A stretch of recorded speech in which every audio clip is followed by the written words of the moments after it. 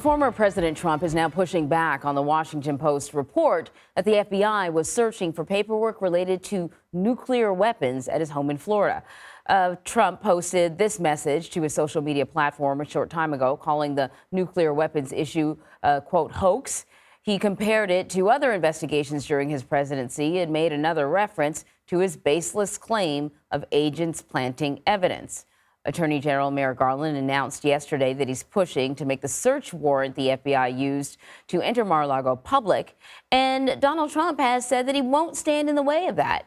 It's an unusual move, as no charges have actually been filed.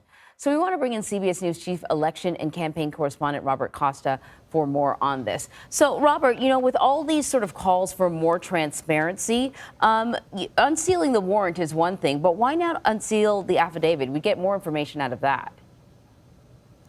Good morning. This is a delicate moment, legally and politically, highly unusual for an active attorney general to weigh in on an ongoing investigation, but he felt compelled to do so because of the fervor in different quarters about how this FBI search unfolded earlier this week. You raise a good question about the affidavit, the foundational evidence that leads to the search warrant.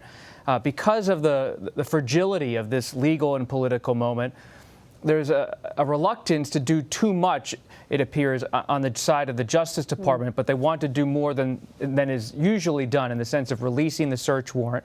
They gave the former president an opportunity to fight the release of the search warrant in court. But when cases are ongoing, investigations are ongoing, affidavits are rarely given out unless there are charges and it's going to trial. This is an ongoing investigation that's nowhere near that stage, it appears.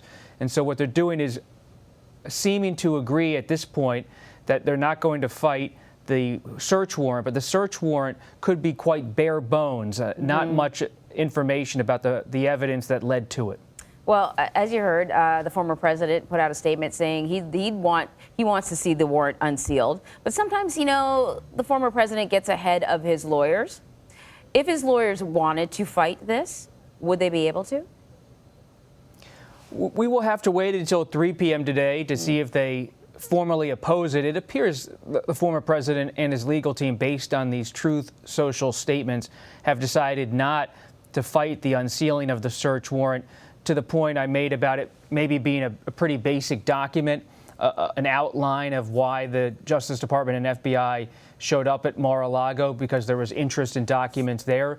But beyond the interest in documents, it could be quite vague in terms of what it says about the content of different presidential records that they might have been seeking. We do know that they have been looking for classified documents, sensitive documents. The Washington Post, with its reporting on nuclear documents of some sort being pursued. All of this goes back to the original onus of the case, which is a concern that the former president took documents to his private residence that were records that should not be kept in an unsafe way at a private home.